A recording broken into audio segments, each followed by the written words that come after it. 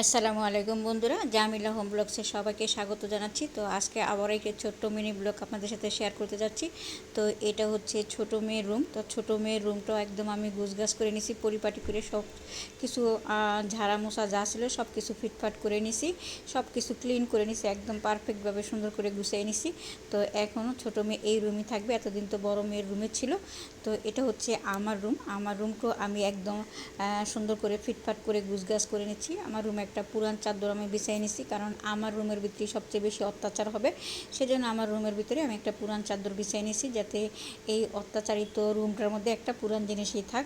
তো আমার রুমটাও আমি ফিটফাট করে নিছি, কোনো জায়গায় কোনো ময়লা টয়লা নাই, ঝাড় পোক যা ছিল। আজকে 15-20 দিন যাবত এই বড় মেয়ে আসবে দেখে ঘরের ভিতরে কাজকর্ম চলতেছে, একদম আমি নাজেহাল হয়ে গেছি কাজ করতে করতে। কারণ সেই আসা যদি দেখে কোনো জায়গায় একটু ময়লা টয়লা আছে বা কিছু আছে, তাহলে সে খুব চিল্লাচিল্লি করবে। আর এটা হচ্ছে বড় মেয়ের রুম, দেখেন তার রুমটাও একদম পর্দা টর্দা টানাই দিচ্ছে। এতদিন তো ছোটো মেয়ে ছিল এই রুমে, এখন যেহেতু বড় মেয়ে আসবে সে এখন তার নিজের রুমে চলে যাবে, আর বড় মেয়ে এই রুমে থাকবে। তো এটা তার রুম। তো তার রুমটাও সুন্দর করে আমি গুছগাছ পরিপাটি করে নিছি, সব কিছু ধোয়া মোছা করে নিছি, যাতে আয়সা কোনোখানে কোনো কিছু না দেখতে। সে যেইভাবে জিনিসপত্র থুয়ে গেছে তার থেকে একটু ব্যতিক্রম হয়েছে, যেহেতু সে প্রায় 13 মাস যাবত নাই এই রুমটার মধ্যে। তো ছোটো মেয়ে আছে 13 মাস যাবত, তো একটু তো ব্যতিক্রম হবেই।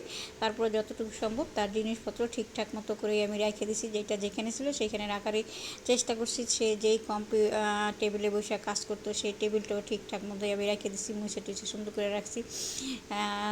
এই টেবিলে বসে সে কাজ করতো, অফিসের কাজ করতো। এখানে একটা মানে কৃত্রিম গোলাপ ফুলের গাছও আছে, তো সেটাও ঠিকঠাক আছে। তো দেখেন মেয়ে চলে আসছে।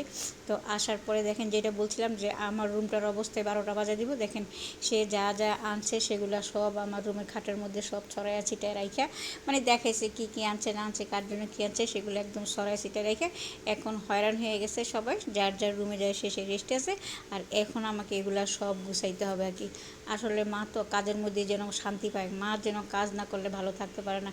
সেজন্য সন্তানরা যেমন সব এলোমেলো যত গণ্ডগোল আছে ঘরের ভিতরে সমস্যা আছে, এগুলো মার জন্যই ফালাই থুয়ে দেয়, যে মা তো করবে, চিল্লাচিল্লি করার পরে মা করবো, মা যেন এগুলো হাসি মুখেই যেন পোলাপানের এই অত্যাচারগুলো সহ্য করে এবং কাজকর্ম করে। তো আজকের ছোট্ট ব্লগটা এই পর্যন্ত, আগামীটা আরও দেখাবো।